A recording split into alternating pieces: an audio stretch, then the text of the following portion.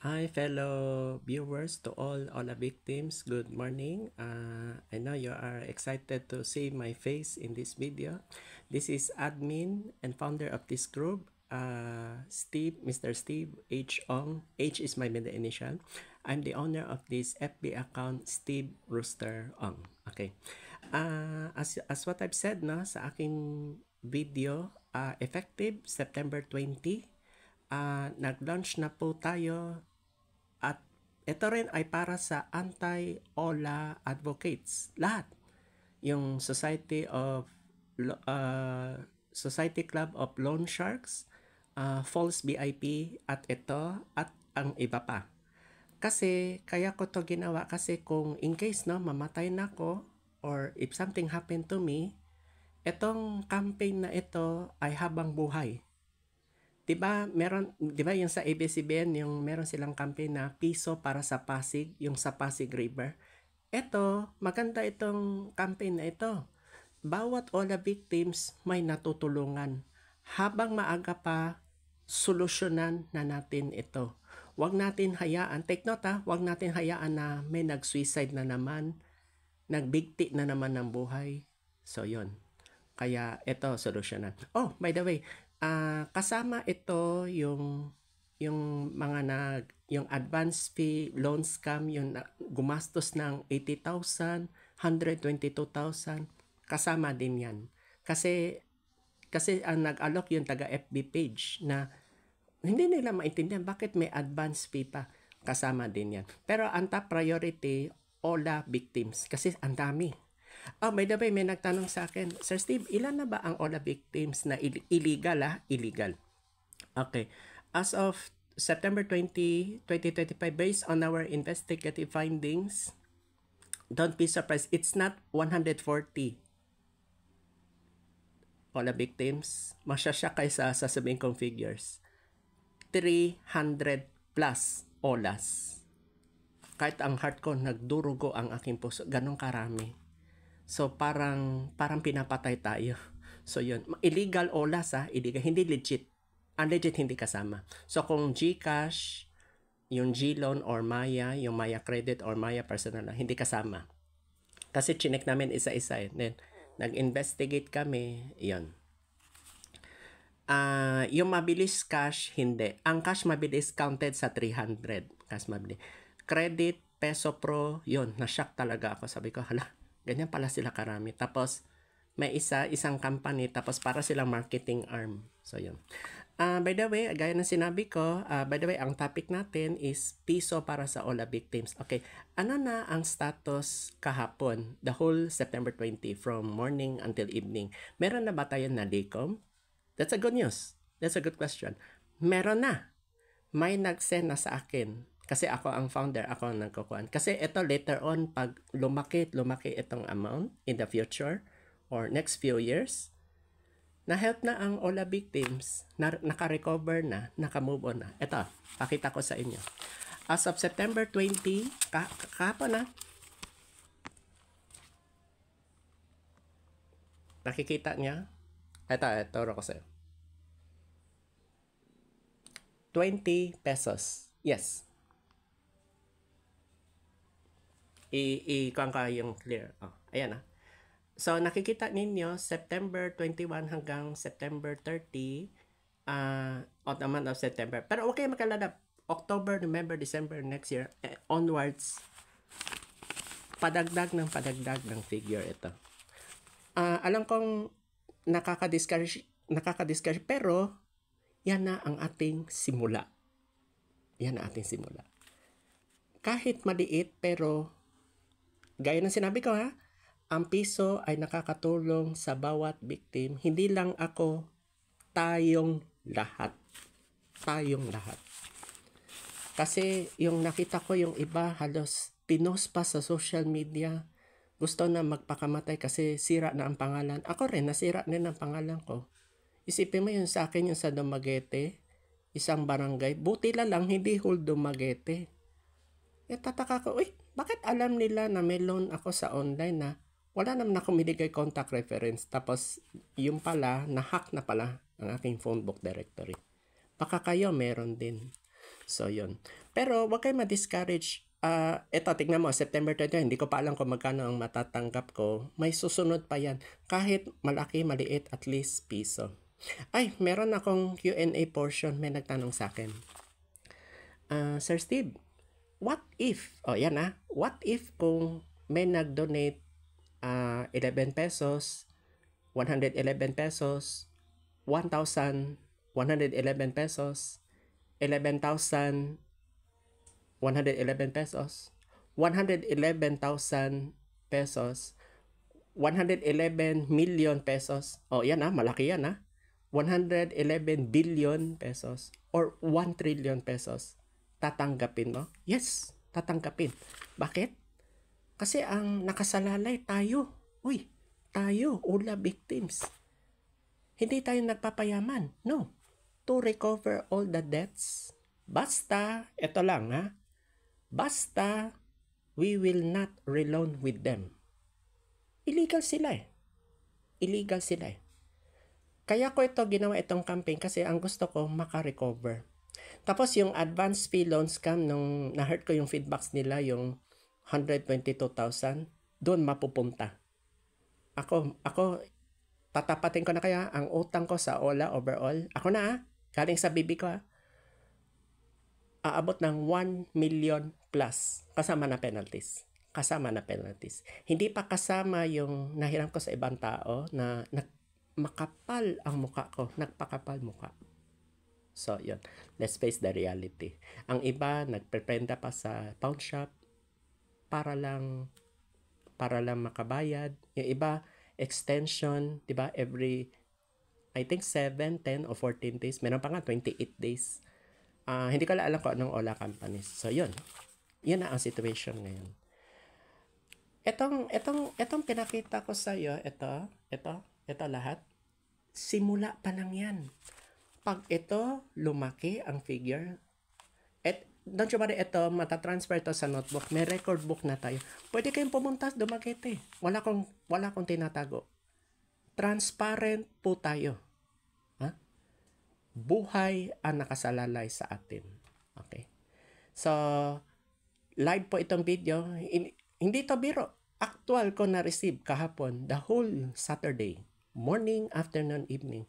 Ito, at least, kahit small amount, yun pa rin. By the way, kung mamaya, September 21, kung small amount, no problem. Pag total, lalabas din.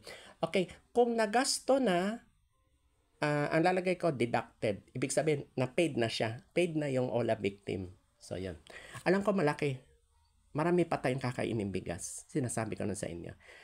Simula na tayo, marami tayong pagsubok, maraming dagok. Take note, ang ibig sabihin dagok, yung bawat OLA companies na binabayaran kasama penalties, papasukin natin ang karayom. Butas ng karayom, papasukin natin. Okay. Sir Steve, meron ka bang video? Ito, very interesting to. Meron ka bang video na, Sir Steve, tumatanggap ka ba ng bayad sa filing case sa against OLA victims, OLA companies? The answer is yes. I accept payments na po. Pero by the way, reminder malaking amount ito. Malaking amount involved to. Pero ang requirements, dalawa lang. Payment at saka evidence. Bakit evidence? Kasi kailan ka tinex? Anong oras? Evidence yan. Anong OLA company? Okay, kung halimbawa hindi nyo ma-identify yung OLA company kasi sa dami na nating hiniraman, ang gagawin ng lawyer natin, may folder.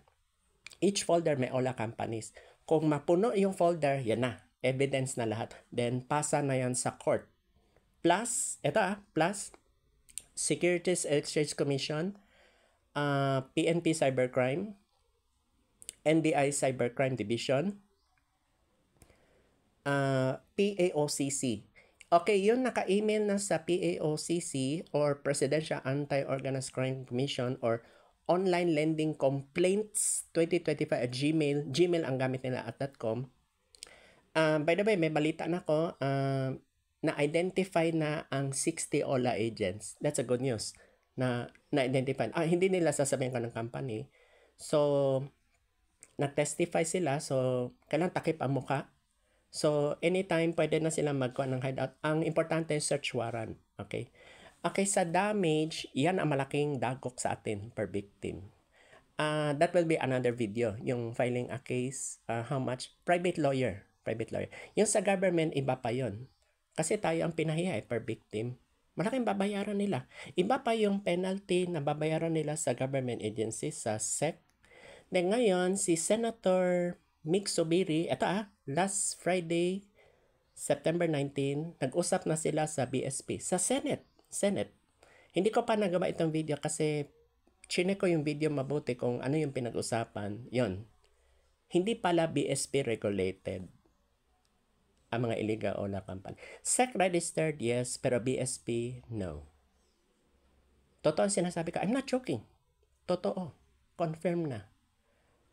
Bakit ko nalaman 300 plus? Kasi nakaanak. Yun. By the way, accept the realities, tayong lahat, tapal system ang inabot natin at naging mahirap na tayo. Pero bumangon unti-unti. We need to move on. And we will change our lifestyle. Okay? I hope that this video learn a lesson. Hindi to pera-pera lang. Reminder, hindi lang pera-pera lang. Kasi ang gusto ko, per all the victim, solve. Yes, alam ko nasa isip ninyo, Steve, pera na ito. Baka hindi ko kayanin. Alam ko yan. Nasa isip niyo. By the way, yung filing a case, yung paggasto, alam ko malaki-laking amount kasi syempre, nagtanong na ako sa lawyer, private lawyer, ang simula, ang pinakamababa, alam ko 40,000, hirap hanapin ang 40,000. Okay. By the way, may nag-chat pala sa akin, Sir Steve, nag-loan ako sa bangko kasi para mabayad. Hindi pa natubos yung titulo. Okay. May solution na ako dyan.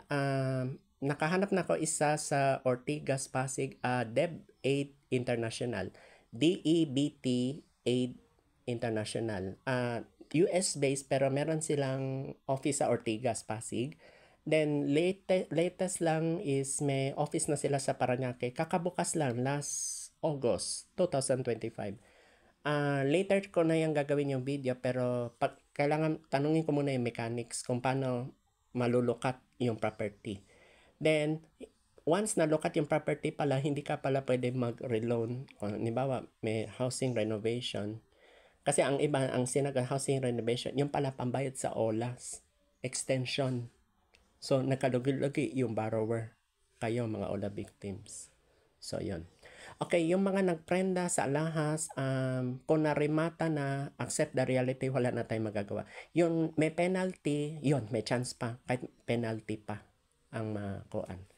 So, tuloy-tuloy na ito. By the way, itong nakalagay dito, expected na yan magdideduct next few days, next few weeks. Anytime, lalaki ito, sinasabi ko. Ito ang consequences, May pumasok, tapos may lalabas. Yung lalabas, ibig sabihin, nabayad na, yung iba, na clear na sila. So, yun. Yan na po. By the way, ito lang ang video muna. Ang sa akin, itong purpose nito is ang Pinoy, piso para sa OLA victims status. Nag-start na po tayo. Ito, kahit 20 pesos lang, at least, nagsimula na. Dahan-dahan na siya nagbunga. Kasi ito, magiging punuan. Once ang punuan lumaki na, may mga prutas, bearing fruit. Yung bearing fruit, ibig sabihin, paid na sila. So, hindi lang ako, kasama tayong lahat. Sa ngayon, alam ko nakakalito pa or marami pa kayong marami kayong katanungan. So, yan. Oh, last but not the least, meron pa ako announcement. Yung my loan sa Funpera, Pera Nyo app, Instacash. Take note, ang instant loan at saka Instacash, magkaibang grupo. Ang Instacash, ang payment nila, I think may amount, kahit overdue o past due, may QR code. Ang tinatanggap is AUB. Yan na dahil lang kaya ko sinabi ang depository bank AUB kasi ang AUB tumatanggap sila ng payment na QR code. Yun ang kuan. Wala akong Union Bank. Ang Union Bank ko kasi mahina. Kasi ang closing time kasi ang problema is 3 p.m. sa Dumaguete, so hindi ko kaya. Ang AUB kasi wala interbranch. Hindi masyadong pila, so mas madali. Pwede kayo mag-fund transfer sa akin sa lalo madali pa na para clear na kayo sa Instacash. That will be another video. Pinoy Peso, yan. Mag-i-start na ako next few days. Pera mo. Okay, yung pera mo, kung hinaharas kayo, pwede niyo ipadala through Maya. Maya. Kasi ang payment channel nila is B5 Pay. That will be another video. Marami pang videos lalabas. Okay, ma-discourage. Unti-unti kasi hindi ako Superman, ha? Hindi ako Bionic. Masisira ang ulo ko syempre sa dami ko na sinasabi, okay? Huwag kayo ma-discourage, okay? Step by step. Alam kong nahirapan na kayo. Ako, hirap na ako. Sipin niya ha, 1 million plus ang utang ko sa OLAS, kasama na penalties. Take note, hindi pa kasama yung papa ko, yung naputulan ng paa, yung nagbayad kami ng hospital bill, 1 million, yung right foot niya. Tapos, iba pa yung wheelchair. Nakabili na kami wheelchair, tsaka urine chair. Galing sa OLAS na hiniraman ko. Iyon, nabayad sila, itong dalawa. Pero yung putol pa, doon ako nabaon this year. Kasi, ang nangyari kasi, 2022, sa mata ng mama ko, kasi sabi ko, Ma, magkano binayad mo? Bakit 5,000 per week sa ophthalmologist? Then, 5 medicines sa mata. Sabi ko, parang sira ulo itong doktor. Pero gumaling naman. Ang problema lang sa OLA that time. May nagtatanong, yung 2022 mo account sa OLA, nabayaran? Hindi. Hindi ko na binayaran. Pero napahiya ako that time. Pero mild pa siya. Yung iba na cease and desist order na. Pero ito, grabe, 2025, 3 years later. Kaya lumobo ang aking OLA. Kaya umabot ng 1 million plus. So, yan ang lesson. So, baka kayo, meron ganyang karami. Meron pa nga, 100 OLAs. By the way, kung matrace ninyo yung umabot ng 100 plus OLAs na hindi niya na nabayaran tapos nasa kanya pa, i-PM nyo sa akin kasi mag-uusap kami kasi ang plano namin, yung hindi niya nabayaran, nasa kanya pa, doon natin gagamitin. Pambayad sa per victims. Kung papayag siya. Kung hindi, wala tayong magagawa. Itong campaign, tuloy ang laban. Piso para sa OLA victims. Hanggang habang buhay. Hanggang pagmatay na natin, hanggang pagtanda natin. Ang goal natin, take note, ito our mission is to save all OLA victims in order to be OLA free. That's our main goal. Hindi pera ang habol namin. Ang pera na itong campaign is para makarecover yung mga losses, yung mga nakaprenda sa alahas, yung na biktima sa advance fee scam, yung umabot ng 122,000, 80,000, 15,000, 30,000, tens of thousands. Let's face the reality. Habang maaga pa, may solution. Remember, this is my last word in this video. If there's a problem, there is a solution. Do not think of yourself. Think for everybody. Think OLA victims at all costs. Thank you so much for listening in this video. Good morning and happy Sunday.